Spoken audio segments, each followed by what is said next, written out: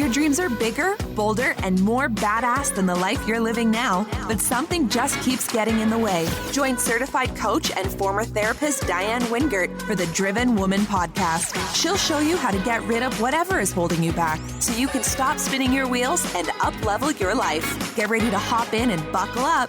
This is the Driven Woman podcast, and we're heading for the fast lane.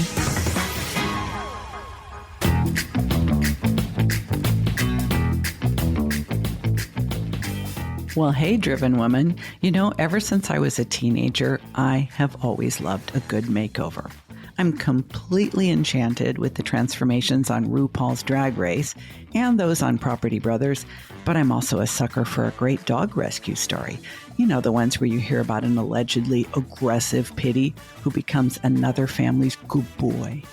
But the stories that inspire me the most are the ones of women who've had their back against the wall and came out swinging.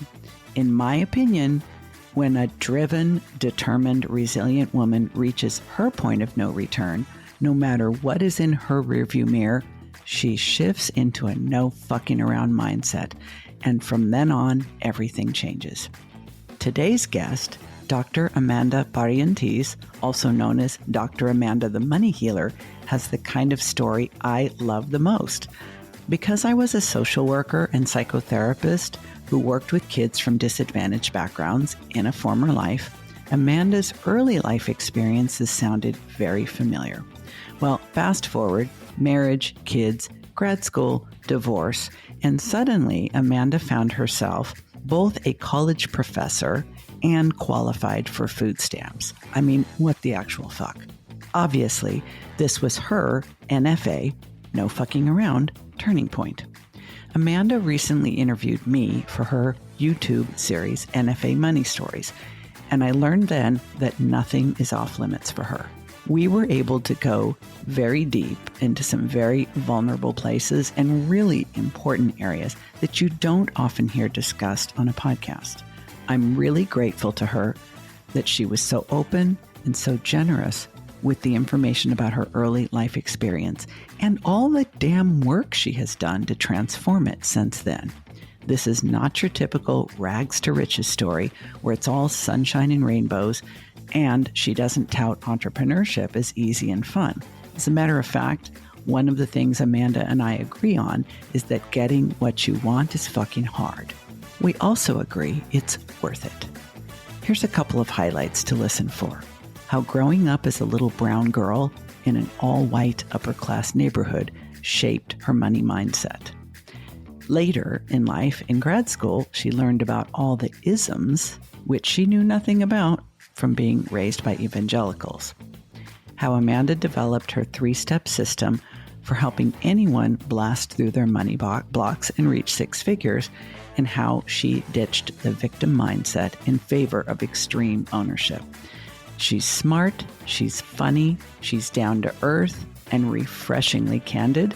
So this conversation was really satisfying on so many levels. I just know you're going to love it and her. So let's get right to it.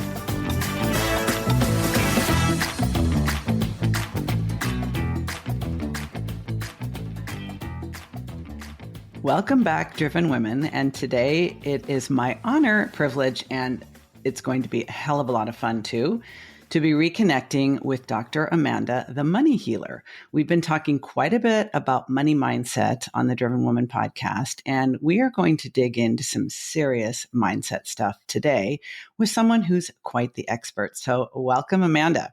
Hey, Diane. I'm so excited to be here. Thanks for having me on. You're so welcome. So your brand is NFA Money, and let's just be straight up with the peeps. What does NFA stand for? No fucking around. Now, that could be taken a few different ways, but I would much prefer to hear you tell us, what does that mean to you, and why did you decide to name your brand NFA Money, no fucking around money? Yeah, it's a really fun story, actually, how that name came into existence for my company. When I was a kid in high school, I wanted to do swimming and volleyball, and my swimming was full-time, and so I had to do a volleyball league, and there was this one league at a rec center, and the only rule was that you had to have one adult to be able to be on the league because it was an adult league. So I said, Dad, you be the adult, and I'll invite all my friends. and we'll kick ass. And so, of course, we did. And I named our team Team NFA. And, you know, you can't swear as a high schooler. So no one knew what it meant on the other teams except for the people on our team. And we knew it was no fucking around. And so, of course, we won. And then every athletic team that I had after that, I named Team NFA. And then one day when I was coaching somebody, he said, you know, what you do is really powerful. You're really like my tough love dad, but you're also really soft like my mom. And I said, you know, I'm not fucking around about your transformation. I really care. And so I shared this story at a meeting, and then I decided to create this NFA transformation package. That was what I was selling. And so I was talking to people about it at a networking event, and someone's just like, that is awesome. So then I decided to put it on my Instagram bio. And then this woman reached out and invited me onto her podcast. She's like, that is awesome. I want you to come on my podcast. And so on the podcast, we had this conversation. At the end, at the after show, she was like, you need to rebrand your company. And I was like, wow, I hadn't thought of that. You know, I just never. Because it had a different name before, right? Yeah, it was ABI, which stood for Amanda Barrientez Institute. So it was ABI coaching. And I'd have people contacting me being like, hey, Abby, how you doing? No one knew what it meant, of course. Yeah, of course. and not that anyone knows what NFA means either until they learn about it. It's just much more catchy. And so I decided, I stayed up literally all night and thinking about it and going like, am I really bold enough to have the F word in my company name? And I stayed up all night. I woke up in the morning and I was like, I'm doing it. And I did my DBA and I changed my company name and rebranded. And, you know, it's a really great filtration system because some people either come in and they're just like, yes, all the way. Or sometimes I get hate emails or DMs and like, how dare you use the F word? So it's a really great way to filter out people who I wouldn't jive with. And really what NFA stands for is radical responsibility. It's like the NFA attitude is you have radical responsibility for your outcomes in life. You are willing to look at yourself, let go of your victim mindset, and really be NFA. You know, it's like this whole ethos around, you know, your NFA attitude. Like, are you serious about where you want to go? Are you serious about becoming a master of yourself? Even NFA love, NFA joy, NFA fun. Yes. And, you know, it's like, it's just a mantra for everything. I love this so much. In fact, the funniest part about it, Amanda, is that you told your dad to be the adult. I'm like, what teenager, I mean, you were a badass in the making back in the day, right? Like you tell your dad, okay, so you're going to be the adult. And that just really stood out for me. But you're absolutely right. I think that one of the reasons why we got along so well is that this idea that you can bitch, you can whine, you can moan, you can blame, you can make up all kinds of stories about why you're not where you want to be, but it is not until you take radical ownership and responsibility for creating the outcomes you desire that the first thing changes. Nothing's going to change until that point. You are literally out of alignment with an abundant universe that wants to give you everything you desire, but you're not open for that kind of business when you are in a victim mindset. So I'm with the NFA ethos all the way. But you didn't always think this way. In fact, you had a very interesting story. Wouldn't exactly call it rags to riches, but your version of that. Why don't you share that with us? Yeah.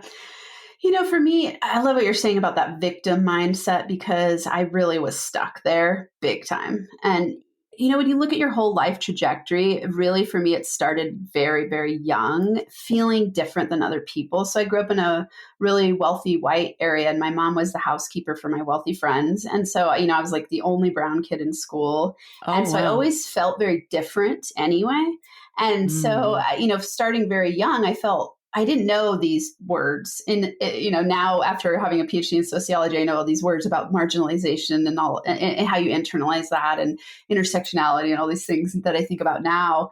But you know, on top of that, we were fundamentalist Christians. And so I got this message over and over about women lacking power. You know, so it was like, here I am, a brown woman, poor. And my family had ups and downs financially. I mean, they made lots of money over time as entrepreneurs and sometimes boom bust cycle and things like that. But it was, you know, I felt very different than other people around me. And so it started in a lot of ways there. And then as I aged, I got pregnant at 20 and got married really young. And so we decided to have more kids and have a family. And, you know, we made the best we could of our marriage. And I was also very young and didn't know myself at all when we got married. And I had grown up in a very sheltered environment. So I didn't know a lot about a lot about much, really. It was like religion was kind of the operating theme of our lives. And so when I went back to school, the first class I took was a feminist studies class. And pretty quickly I was like, oh, my marriage is not the one I want. I started going to counseling for some like trauma in my history, and everything just started to change for me. This ended up in me leaving my 15-year marriage, having an affair. And then that next relationship I got into wasn't working out. So here I am on the floor crying one night. I've got 3 kids. I'm in grad school. My free counselor had talked me into going on food stamps because I had a lot of shame around it, but I was like, I don't really have a choice. If I want to finish school, I got to feed my kids. And so I'm sitting on this floor crying, and I'm looking out at this empty basement because my boyfriend had moved out, and I'm looking at houses. I can't find anything that fits my price range. And I'm just going like, oh, fuck, I don't know where I'm going to live.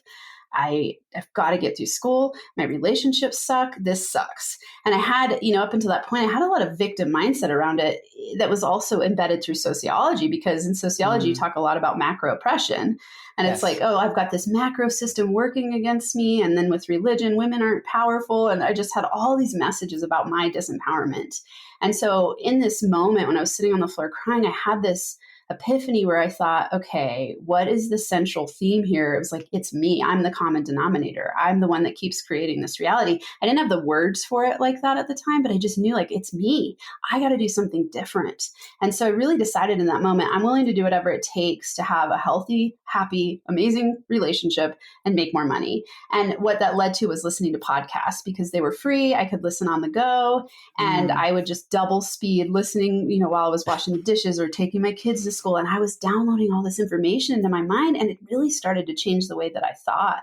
And then, the magical way the universe works, simultaneously, my department had national news fallout. Professors were leaving. It was super stressful. And I was going, I don't want to be an academic. This does not look good to me. I mean, you were in grad school to become a professor. Yes. Yes. Right? I mean, it's just not the picture that most people would have of a welfare mom. Like, you do not fit that picture. And while you were not on welfare, I guess food stamps is technically a form of welfare. Yeah. But it's like, this is just not the story that people imagine. And I think it's so, so important. And I'm so grateful that you are authentic enough and vulnerable enough to share it, because people have all kinds of assumptions about these things. I'm like, this is a person in grad school to become a freaking professor. Yeah. And this happened. Yeah. It's important. You're so right. It is interesting. I think it's something I've learned getting to work with a lot of different types of people now is that we all wear masks, and everyone, we make a lot of assumptions based on what people are pursuing or the labels that they have. So there's, you're right. No one would assume that. And I hid my fears and my shame and my doubt and even my poverty really well. There were only a handful of people that knew that was the position that I was in. And they didn't really know that I went to bed crying most nights and freaking out and sitting at home jealous when my friends are going to Europe for spring break and I'm at home with my kids eating beans and rice, like going, oh, fuck, am I going to be able to make it through because I don't have enough money? It was stressful. Girl, we have to talk about masking for just a minute because, by the way, and we haven't even gotten to the point in our relationship where I've disclosed this yet, but I was in a fundamentalist Christian church for 20 years. What? I did not grow up in it. We got attracted to each other. And the tattoos and the swearing and all the things. But it's also that in addition to your cultural conditioning, right, and the feminine conditioning that even our own hormones get in on and use against us, but the church conditioning and the culture that you came from. I'm just picturing you going to school with all these rich white kids, and you are the child of the person who's cleaning their homes. Now, you are very white presenting, so you probably were able to mask your poverty, your ethnicity. I mean, so many things. It's funny, not at all. Did you even realize you were doing that? Well, I didn't realize I was doing it, but I definitely was not. No one thought I was white. Everyone always asked, really? Oh no. Yeah. Like, I mean, maybe like in video, my skin looks pretty light, but if you compare me to like, if I'm next to someone who's white, I definitely don't look white. So I'm like half Native American, indigenous, right? Okay. Like coming from the Americas before the land divide. So, but my dad's white. And definitely I've been very whitewashed. Even my name, my last name is Barrientez. I say Barrientez because that's the way my grandmother grandfather said it because they whitewashed the whole family because like they spoke fluent Spanish, but didn't let the kids speak Spanish. So I lost my whole heritage and culture like completely. So I'm very white in the way I act, yet I don't get treated as if I'm white in certain scenarios. You know, that's it's an like, interesting yeah, distinction and piece of confusion, you know? Yeah. And and it's played out for me in huge ways. Like, you know, when we look at that masking piece, of course, I didn't know I was doing it when I was a kid and I didn't understand what was going on in all of those ways. The way it's played out in my adult life is like constant negative self-comparison, usually against white women, white people, a lot of like, oh, I'm not as good as type of thinking. So a lot of imposter syndrome and a lot of proving of self and feeling like I'm less than. I mean, it plays out to this day. I still work on my unconscious blocks around it. As I think we all need to. I mean, it's a lifetime thing. I don't think you ever reach a point where you have uncovered all of your conditioning and all of your internalized biases and your limiting beliefs and all of that stuff. But what's most fascinating to me is I always think of how attached people get to their victim mindset. And of course, they're not realizing that they have it. They are truly, utterly believing. I mean, to the point they could probably pass a lie detector test that these things are happening to me. Like I got cheated on, I didn't get the job, I was discriminated against, laid off, harassed, abused, whatever, all the things. But you were able in that moment to recognize I'm the common denominator. I'm part of the problem. So I have to create the solution. Do you think that's possible for everyone, or was there something, you know, unique about you and the circumstances you were in? Because something I question all the time, I'm resilient as fuck. And so are you. And sometimes I have a bias that everyone can be more resilient and everyone can be more honest and everyone can have more self-integrity and self-awareness and self-ownership. But I get challenged on that a lot. So I'm really curious to know what your thoughts are about that. Yeah, it's a great question. I want to say I think it's possible for everyone. Yes. Is it probable for everyone? No. No, we know that. Yeah. And I, you know, the way I like to think about it is like, we're all starting at different places. So some people have a steeper hill to climb. So imagine like you're helicoptered into the top of the mountain and you go, I made it to the top of the mountain. Or you're helicoptered, or you're just start at the bottom. You don't get the helicopter at all. You know, like people are starting at very different places. So I always like to acknowledge that. So some people's journey is going to be steeper, have more obstacles. You know, that's true. You know, still your mindset around it is what matters. And also I don't know exactly spiritually what I believe about it. My thoughts around it and my mullings about it are that we all chose this body in this lifetime. Like somehow we spiritually needed to have the lessons that we needed to have in this body in this lifetime. And so, you know, I chose to be born into my family with the people around me and so that I could experience all of the things I get to experience. And I wouldn't take it 1 second of it back because it's created me to be exactly who I am now. And I have so much understanding for so many diverse experiences that I can help people in a really powerful way because of it. And so it's like we often in sociology talk about privilege being blind. So I'm not blind because I wasn't born into a privileged situation. And so I have a lot of sight that other people don't necessarily have. And you can't earn that. You know, it's something where you just are born into that experience. And so I look at it as a gift. So I think, you know, when other people are sitting in their place and going, can I succeed at that highest level, it's all going to depend on your mindset around it. And what you're exposed to. But I really think under the law of attraction, if you have a desire to change and empower yourself, you'll find a way. I believe that's true as well. In fact, I've often said, I'm not woo-woo. Okay. Yeah. I'm like half a woo.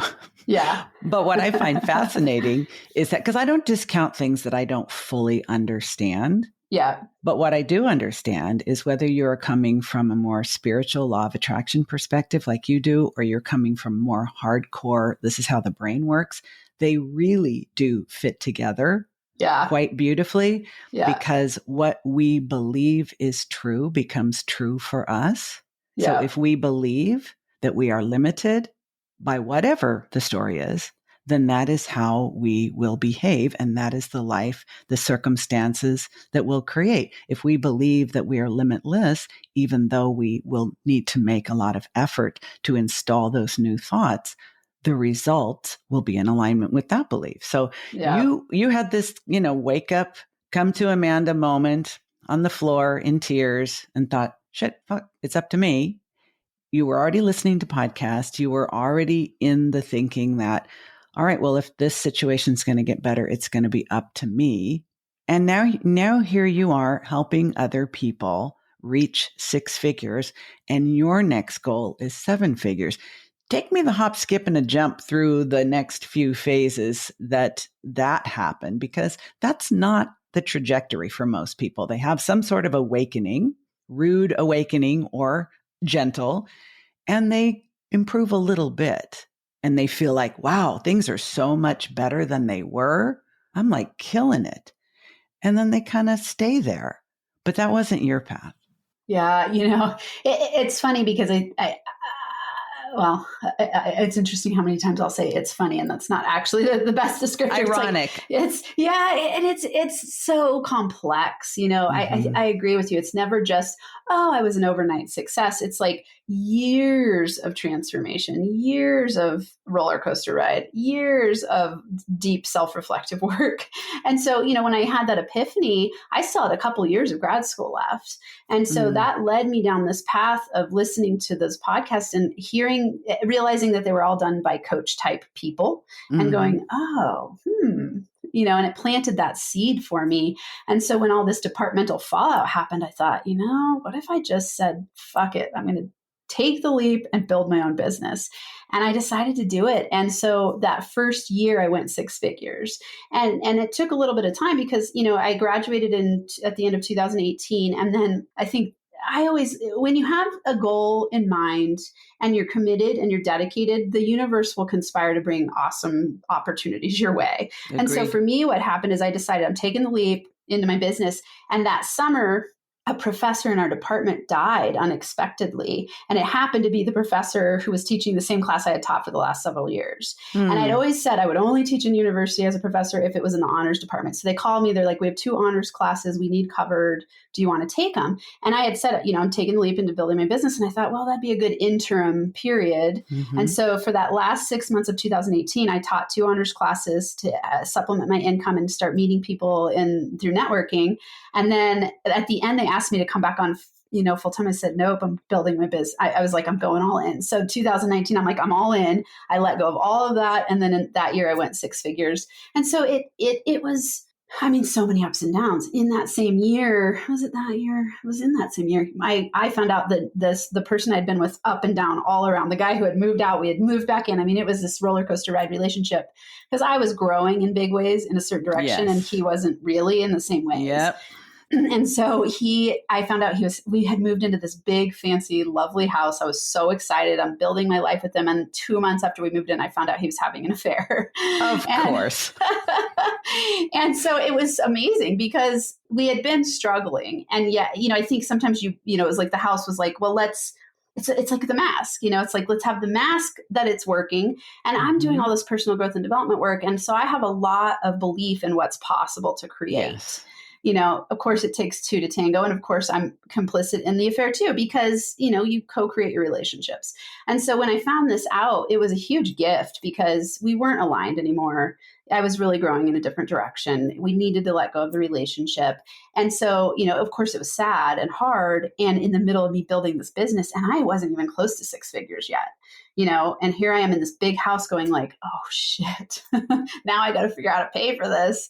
And, and I had out loud declared to my people and the universe that I was going 6 figures. And I'm just sitting there going like, oh my God, I don't know what's going to happen. And I remember so vividly, I was on a hike one day. It was like a trail run hike. And I do that a lot and I love nature and there's always so much healing power and clarity. And I just was like, I was listening to this manifestation book and I was like crying and running and laughing and just having all these breakthroughs. And I just declared to the universe, okay, universe, it's time, bring it on. I need 20 grand a month. Like it's time, and it was the next month, 20 grand. It just kept, and then it just, I was like, oh my God, how cool is this? And where did you send your account number? I want to know. Right. But it's like, it was so cool because what it needed was my certainty and declaration. Yes. It was like that relationship was holding me back from expanding to the next level because it wasn't aligned. And so, I've had those roller coaster ride moments for sure. And, after that relationship, then I spent a lot of downtime by myself and just getting to know myself. And COVID was a huge gift for me because I wasn't dating. All three of my kids were home with me and we got to have family dinners every night. I had already just pivoted my business to online. So that was great. And then we had this big, fabulous house and everything was just flowing. And then that led me to like my current husband, who is like the love of my life, best friend, amazing. And I would have never gotten to be in this place if I hadn't had all those experiences. And so, business and life wise, I always look at it as everything's perfect. And it's your attitude through it and where your sight is set on going. And so in terms of that 6-figure leap, I knew with certainty that I could pull that off. I see lots of coaches doing it. Why? There's no reason I can't. I believe I can do this. And so I just stayed on course and stayed on course and stayed on course and was consistent. I have to ask you a couple questions. There's something I notice with a lot of people where they reach the point where they understand, they can validate that there are people in their field, in their industry, doing what they do, making 6 figures or 7 figures or whatever the figure is. So they believe it's possible. They have difficulty believing it's possible for them. So it's like there's all these levels of story that need to be released to step into receiving what you say you want. Because you get to the point where you're like, well, I know it's possible. I think that person had an advantage or they have better connections or a bigger following or whatever. So it's like, it's so interesting how we have to keep at it because our mind and our brain are relentless about keeping us safe. Yeah. By doing what we've been doing. But you just weren't having any of it. I mean, it sounds like from the way you tell your story, each time you literally said, I am not fucking around. This is happening. This has to happen. Yeah. Because I can't see any other way. And I think it's somehow that simplicity, that single-minded focus, you don't indulge in so many distractions and doubts and comparisons and worries. It's like, this has to happen. It kind of clears the field so you can just focus like a laser and move forward. Yeah. Why do you think reaching 6 figures is so important? Because I know that's a big part of the coaching that you do now is helping people see their way to manifesting and reaching 6 figures. Why 6 figures? I don't think you would have been paid anywhere near that as a professor, right? Hey, it's Diane with a quick interruption to the episode because I've got a couple questions I just need to ask you. 1, are you where you want to be in your business? Are you making the money you want to make, working the hours you want to work, seeing the clients that you want to see, and getting the income and impact that you went into business to get? And if the answer is no, what's holding you back? Why is there a gap between where you are and where you want to be? Do you know the answer? In my experience working with female solopreneurs, so many of them don't even really know what's standing in their way, and that is so frustrating. So I created a little quiz called What's Holding You Back? There's a link to it in the show notes. If this is you, please take the quiz, and if you do, DM me on Instagram at Coach Diane Wingert and let me know your results. Now, on the other hand, if you already know what's holding you back, if you already know what the obstacles are that are getting in your way from achieving the income and impact that you deserve and desire, then I don't want you to take the quiz. Forget about the quiz. Go directly to the other link in the show notes and book a consult with me. I may be the very coach, and this may be the year that you put all of that behind you and really have the business that you went into business to have. For everybody else, keep on listening. And if you find value in what you hear, don't forget to leave me a rating and review on Apple or wherever you're listening. Here we go, back to the show.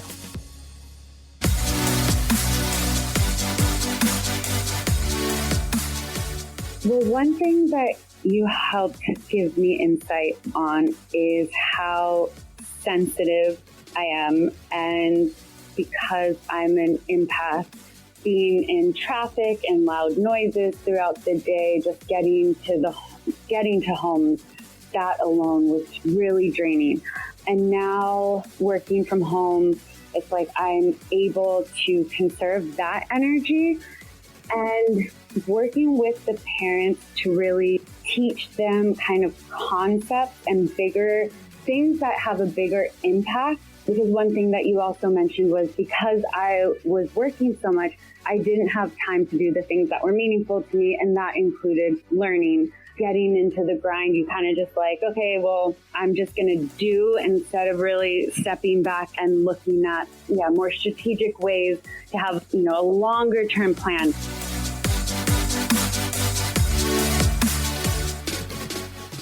No, that was a wild revelation for me. It was like my friends were applying for literally 100 jobs, getting a few flyouts, and then getting offers for $55,000 a year. I'm like, I'm never going to be able to pay off my student loans at that rate. And I was going to have to move my whole family. Yeah. That's insane. It was crazy. Yeah. It's like, 75 grand is a high offer. It's why, and it is. I worked way harder in that career than I did in this career. It's wild. Yeah. So one thing I wanted to say, because what you said was so important about certainty, I wrote, certainty eliminates doubt. Okay. Obviously, duh. Yeah. And certainty helps you, it shrinks the time of manifestation because you're sending a clear message to the universe that you believe it, you have faith in it, and you're certain it'll happen. And so you're not sending out scattered energy, and you're not sending out scattered emotions, energy, thoughts, beliefs, or actions. The reason that people don't get what they want is because they have all those underlying unconscious beliefs that are holding them back. And you get what you believe. You don't get what you say you want, you get what you believe. And so certainty, when you're certain that it's possible for you and you just start taking steps, you don't have to know all the ways. You don't have to know all the things that are going to happen. And as a matter of fact, you're going to be surprised by what gets you there. For me, it was this joint venture. This person reached out to me on Instagram and said, I've been, following your podcast. I really love it. You want to talk and see if we can create some win-wins? I was like, sure, why not? And they ended up hiring affiliate venture with them, with a lot of people in their community. And that's what got me through to the 6-figure mark. And I could have never planned that. Never. Right? No way to anticipate that, because it was a person initiating something. Exactly. You would have been happy to initiate if you had known that it was an option, but you were open. Yes. You were open to possibilities. Open and certain, right? So then I open the door to opportunities. I tell people my NFA manifestation formula is so simple. 1, be certain and know what you want. So you got to know what you want first. You got to declare it. Then 2, take massive action in the direction of what you say you want. And then 3, let the universe bring you the opportunities. And it works every time. The thing is, people get stuck in all of these in huge ways. So back to the 6-figure question, to me, and I don't always help people get to the 6-figure marks. It's wherever they want to go. So some people don't care about 6 figures. Some people are like, I want 50 grand to be able to go on vacations and buy my kids braces, and I just want some supplemental income. Some people are like, 6 figures is a big mark for me, because they, I think that 6-figure mark is where you realize you have a sustainable business and that you can keep reproducing that. It's a stability thing in my mind. For me, it was a stability thing. It was like, and I'm sure at the time it was somewhat ego driven around like, oh, I've made it to 6 figures. And I'm capable of doing that. So I always like to test what I'm capable of. So there's that piece there too. Like, well, if they can do it, why can't I? I had 3 natural births because of that. I'm like, if I can do this. Did you? Oh my 20 God, so 20 cool. hours of labor the first time. And I refused any pain medications because I had this thought, women have been doing this for millions of years. Yeah. I am not going to be a crybaby about it. And then I delivered a 9.5-pound baby. Oh, wow. It's like, oh man, okay, I've proven and there was, I didn't even get a welcoming committee with applause and a band and, big, no, it was like, congratulations. And I'm like, maybe next time I'll take the easy way. But I never did, because I like you. I like to challenge myself. Yeah. Well, it's like, what are we made of? I want to know what I'm made of. So, that's for me, the 7 figures. I'm like, I don't have any reason I need $83,334 a month. I don't need that much money. I just want to see what I'm made of. I'm like, is it possible? Well, I see other people doing it. How cool would it be to be a a beacon of possibility for women like me to make it to 7 figures. Like, that's cool. And so I look at it that way too. I go like, I want to be a model for people who feel like they couldn't do something and that they were, maybe marginalized, or they just felt like less than, or they didn't know it was possible. And they started to awaken to the possibility of what they're made of. And then they generate 7 figures out of nothing. Like, that's cool. So that's what it is for me. It has a whole different energy when you talk about it that way. One other thing I meant to ask you earlier, and I wanted to come back to, is that having come out of a evangelical Christian background, as both of us did, and now having this mindset that you are the one who creates your success. You are the one who creates your wealth. You are the one who creates your opportunity. You are the one who is really creating all the magic in your life, versus believing that we need to pray to, implore, beseech, appease a deity. That is a big shift. Would you care to talk about that? Yeah. So I love this conversation so much because it's bringing up so many of the juicy parts of my trajectory. It's like the transformations that I've had. I mean, I spent years having literally a visceral negative response when people would talk about God. Like, like I just while you were still in the church, or no, later? Afterwards. Okay. Once I decided, when I turned to feminism, it was like when I started my sociology. There's no going back. Yeah, there was no going back. It was like, patriarchy and just all the things. And so I had this for years, like a negative response. I'd be like, I don't want to talk to people who talk about God. I don't want to be involved. And so it was fascinating. I actually had this awakening one day I was in a DeMartini event. So Dr. John DeMartini is one of my main mentors. And it was this really amazing event. We were talking about all the different ologies, and it wasn't even something, it was like this video he was showing about this preacher doing like a hell, fire, damnation type of thing. And, we were talking about it. And I had this revelation. He talks about God as the grand organized design of the universe. So it's like, it's much more metaphysics, quantum physics type of thing. And I was like, oh my God, I love that. And what I realized in this day, in this course, was like, I really miss my spirituality. I had just cut it off and was like, no, it's bad. It's wrong. It's like, I just had this huge negative charge for lots of reasons, in terms of when I ended up leaving and deciding to not believe in that way of religion for me. And so when I started having this awakening, and I was writing in my journal, I was crying, and I had this moment, and it was like God, I don't know what it was exactly. It was like this voice in my head. And it said, be still and know that all is God. There is nothing to fear. And I just wrote it in my journal. I was crying, and I was like, and God meaning grand organized design. And so I had this moment of oh, I can relate to God in any way I choose to relate to God. It's not about a patriarchal guy lording over me and burning people and all the stuff that I'd been taught and believed.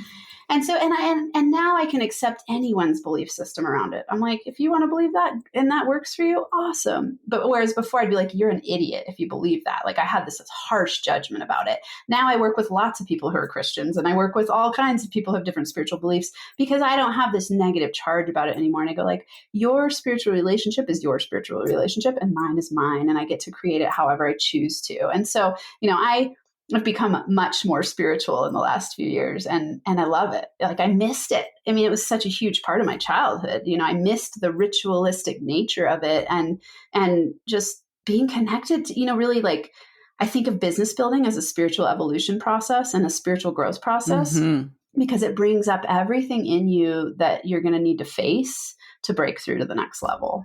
And that's, to me, a quest of God, which is self-love. Absolutely. In fact, I think when you think about the history of the church and all the splintering and all the divisions and all the fear mongering, and just, it's so ridiculous. If you study religion, world religion, even a little, you will see that tenets of all the major faiths, and even the minor ones, there's no disagreement. Right. Yeah. And I agree. I went through sort of a spiritual wasteland for quite a few years after leaving the church, for many of the same reasons, and probably some very different ones than you did. But I missed it too. I just felt like this is too important to risk, going back to something, or even going to something new, because I'm feeling this longing. But for the same reasons, the community, the ritual, Yeah. the purpose. I never really felt like I needed God to tell me what to do. I'm always perfectly capable of telling myself what to do, and I usually try to tell other people too. But all the connections, Yeah. and the rituals and the routines, and believe it or not, I have been a Buddhist for quite a number of years now. Yeah. I still listen to Christmas music every December because I like it. Yeah. My husband's like, "You are the weirdest Buddhist ever." And by the way, are Buddhists allowed to swear? And I'm like, this one does. This one does. You know? Yeah. Diane, I love what you're saying. And I realized I didn't even answer your question. It was like that answers, like when you're praying to a source outside of you versus knowing that you create the reality within. I agree with you. I think if you look at all religious texts, and this is why I'm so into learning about law of attraction and manifestation, because it's just based on universal laws that are timeless and true. And so now science is catching up to show us that a lot of this is true. We just, in the past, it's been a spiritual belief, and we could discredit it because we haven't had the proof for it, other than all of the things that happen over and over again when they're aligned with universal laws. And so I think about it now, it's like that reconnection with, like, think about when you're praying, let's say, you could pray to a source outside of you and ask for forgiveness, or you could just, in a prayerful way, meditate and be grateful for the way that things are, and be grateful for yourself, and just know that, like, there's no possible way to be separate from all that is. So then you're just praying to the infinite intelligence of the universe. It's like, so for me, it's just been these slight tweaks in the way that I thought about it. And it was fascinating because my journey, like going from fundamentalist Christianity to sociology, which was like the opposite, like it's the macro system of oppression that's ruling over us versus like the God that's ruling over us and the devil. And, now it's like in my coaching life, it's like I'm ruling over myself in alignment with universal laws. And when I, let's say sin, which means miss the mark. I miss the mark, then I'm out of alignment with the universal laws, and the feedback comes very quickly. Karma. Yeah. People think karma is reward and punishment. Like, no, that's Christianity. Karma is causes and conditions. Yeah. Yeah. So law you of cause and effect, right? Yeah. Cause and effect. So it totally makes sense. As you're talking, Amanda, I'm thinking about so much I've learned from The Big Leap, and about I know about upper limit issues, and I'm just imagining. We've talked a little bit about like that fundamental flaw. There's something wrong with me. I'm not good enough, and how you've dealt with that. And now I'm thinking about like the crime of outshining, and sort of the betrayal of others when we allow it's one of the things I'm most fascinated about for those of us who are on this path of continuous personal evolution. That's what I call it, that you and I share as a life philosophy and practice. Being able to allow ourselves to continue to grow means we have to address those upper limit issues of outshining other people from our past, maybe making more money than our parents did, outshining our siblings, getting more education than anyone in our family tree has ever gotten, outshining other people from our cultural, racial background. And then that feeling of, am I betraying anything about my history, my roots, my people, however you define that, to allow myself to grow? You must have had to address those things too, and probably still do. Yeah. Yes. I love that you brought this up. It was when I read that book, that was such a huge epiphany, be like, oh my God, I'm terrified of outshining other people.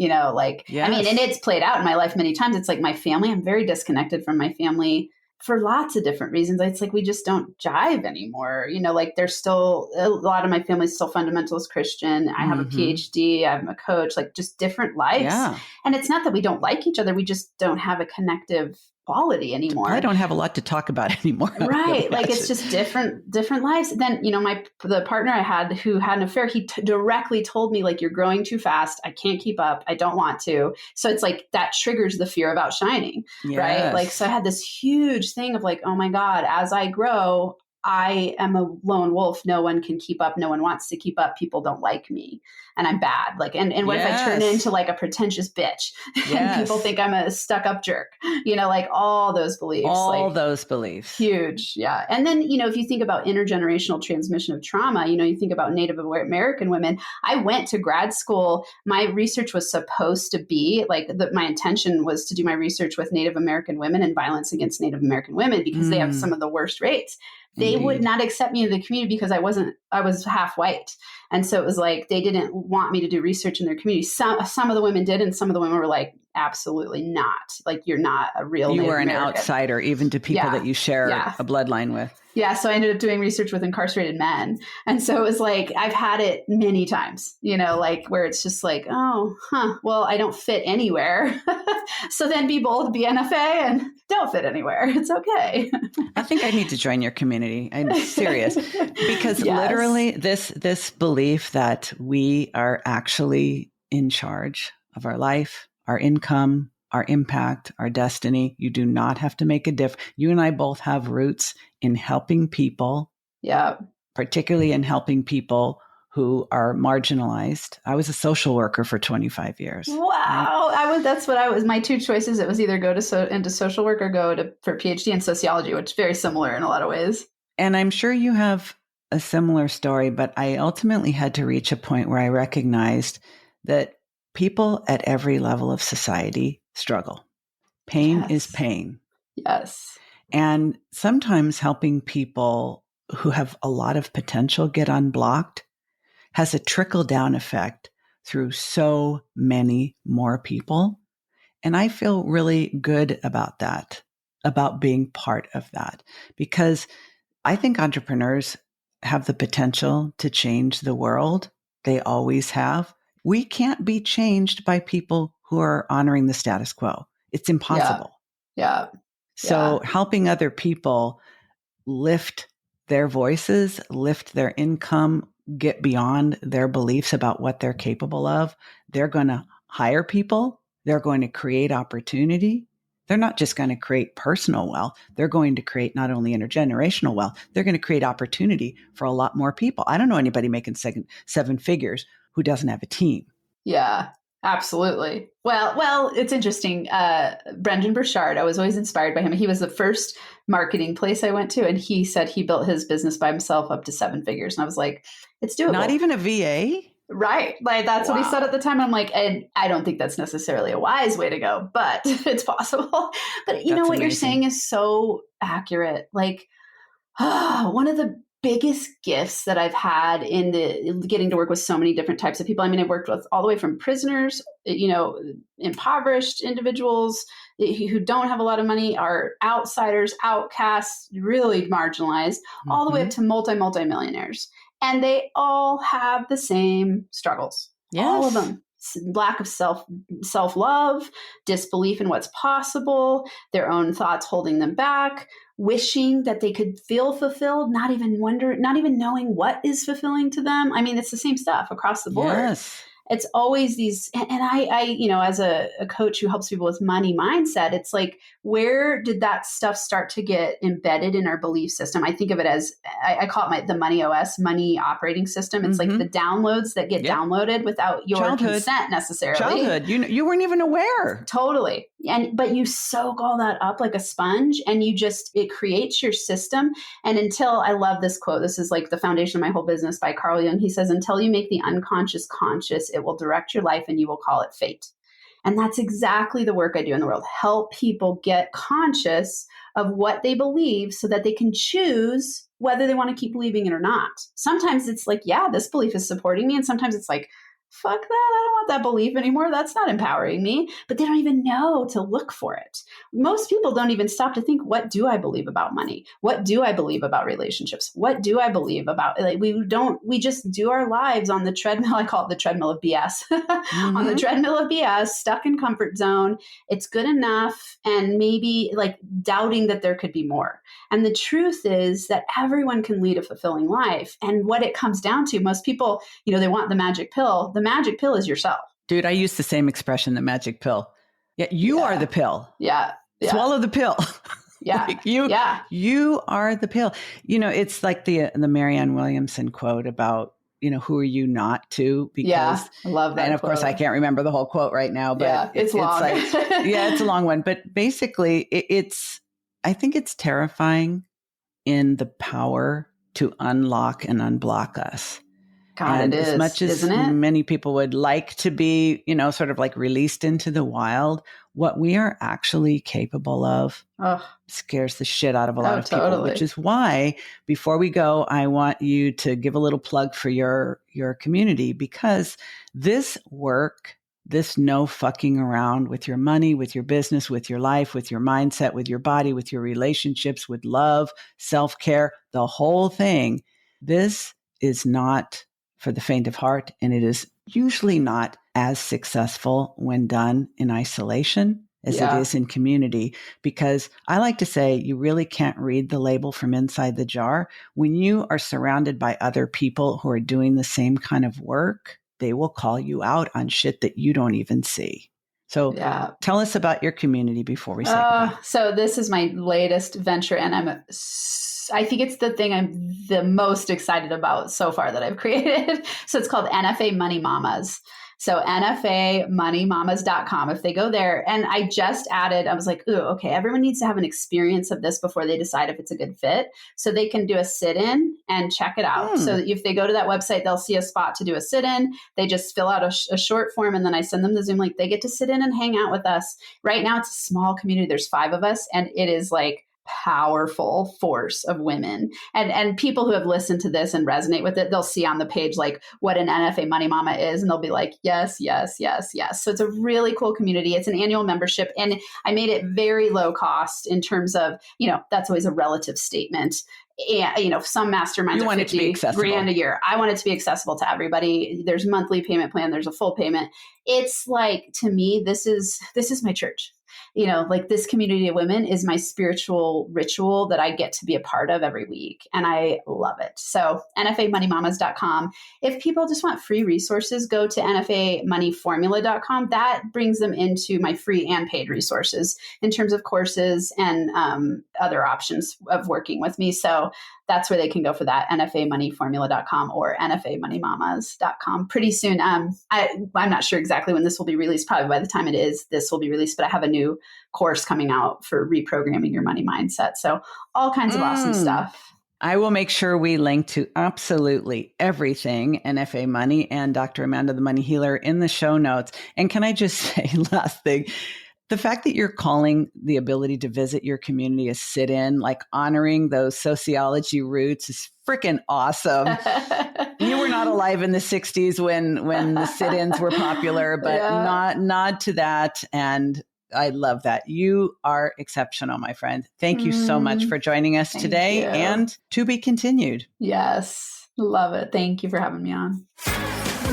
You've been listening to the Driven Woman Podcast with Diane Wingert. Want more straight talk and strategy each week that will take you from spinning to winning?